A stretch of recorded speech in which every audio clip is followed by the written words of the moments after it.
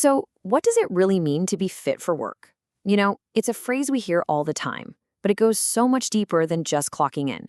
It's really about the state you're in, both physically and mentally, to make sure that you go home safe, and just as importantly, that every single person you work with does too. Let's break down exactly what that looks like for every shift. So let's just start with a moment of honesty. Think about your last shift. Did you actually ask yourself this question? Are you truly ready for what the day is going to throw at you? It seems so simple, right? But answering this question honestly is maybe the most powerful thing you can do to stop an accident before it even has a chance to happen. All right, so here's our game plan. Over the next few minutes, we're going to build what I like to call a personal safety pyramid. We'll start with the foundation, what fit for work actually means. Then we'll build up, looking at the physical side, then the mental and energy side. After that, we'll add that non-negotiable layer, the zero tolerance policy. And finally, we'll put the capstone on top, your personal ownership of your safety. Okay, let's get started and lay the foundation for our pyramid. Literally everything else we talk about today is built right on top of this simple but crucial definition. So what's the official word? Being fit for work is being in a physical and mental state where you can do your job safely. But I want you to look really closely at that last part, without posing a risk to the safety of yourself or others. See, that's the key. This isn't just about you. It is a promise you make to everyone around you. And you can really break it down into two sides of the same coin. On one side, you've got your body. Is it physically up for the specific tasks you have to do today? But just as critical is the other side, your mind. Is it sharp, focused, and clear? You absolutely need a yes for both of these to truly be fit for work. One without the other just doesn't cut it. So let's build that first pillar of our safety pyramid, the physical component. This is the part most of us immediately think of when we hear the word fitness, right?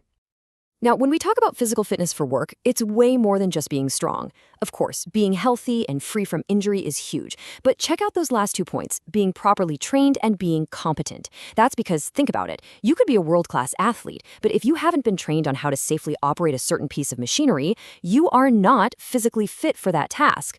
Competence is absolutely a part of your physical readiness. Okay, now for our second pillar. This one is just as critical, but it's one we sometimes forget about. Your mental state and your energy levels. I want you to think of it like this. A focused and rested mind is probably the single best piece of safety equipment you have. Mental fitness really just boils down to one simple question. Is your mind on the job and only on the job? It means you're not trying to tackle a complex task while you're distracted by major stress or anger. And this is huge. It means your judgment is clear. It's not clouded by illicit drugs or even some types of prescription medication. Because all it takes is one single moment of distraction for something to go terribly wrong. And a massive part of mental fitness is fighting off fatigue before it even starts. The good news? The best tools are actually pretty simple habits. Getting at least 7 hours of good sleep? That's not a luxury. It's a non-negotiable for staying sharp. Taking your breaks, drinking enough water, believe me, these aren't small things.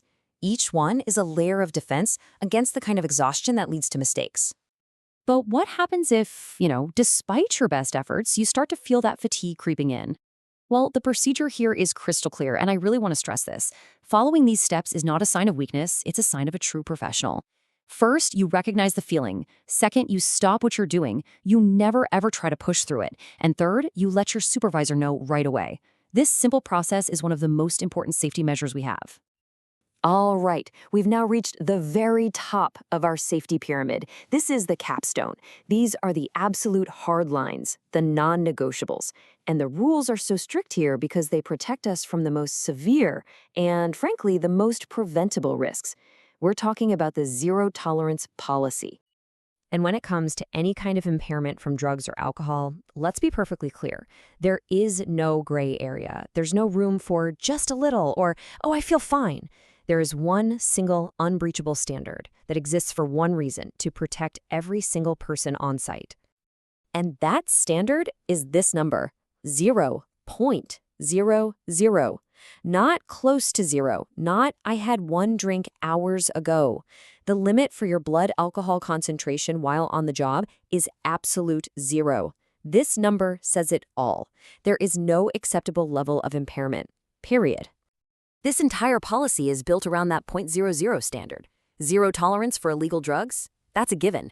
And the random testing isn't about trying to catch people, it's about making sure that standard is being met by everyone for the sake of everyone. But I really want you to focus on that last point about medication. It's there because this policy isn't just about what's illegal, it's about what's safe. Even illegal, doctor-prescribed medication can make you drowsy or slow your reaction time, and that's why it absolutely has to be declared. Ultimately, hitting that 0.00 standard starts with you, long before you even leave for work.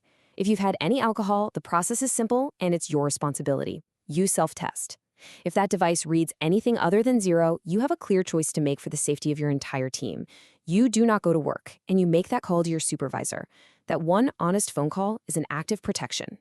So, there it is. Our safety pyramid is built. We've got the foundation of what it means to be fit for work. We have the pillars of physical and mental readiness, and we've got the capstone of zero tolerance.